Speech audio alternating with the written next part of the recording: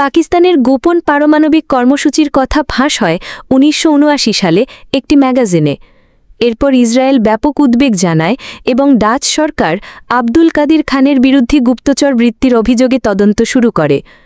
Dutch আদালত তাকে দোষী সাব্যস্ত করলেও পরে সেই রায় বাতিল হয়। ১৯৮০ দশকে ইসরায়েল ভারতের সঙ্গে যৌথভাবে পাকিস্তানের পারমাণবিক স্থাপনা ধ্বংসের পরিকল্পনা করে। ভারতের তৎকালীন প্রধানমন্ত্রী ইন্দিরা গান্ধী প্রথমে সম্মতি দিলেও পরে সেই পরিকল্পনা বাতিল করেন। এছাড়া আব্দুল কাদির খানের ওপর হত্যা চেষ্টাসহ নানা হুমকি দেওয়া হয়, তবে সবকিছু ব্যর্থতায় পর্যবসিত হয়। স্নায়ুযুদ্ধ চলাকালে আমেরিকা ও চীন গোপনে পাকিস্তানের এই কর্মসূচিতে সহায়তা করে। দীর্ঘ গোপন পরিশ্রম এবং বৈশ্বিক বাধা পেরিয়ে অবশেষে ১৯৯৮ সালে পাকিস্তান সফলভাবে পারমাণবিক পরীক্ষা চালায়।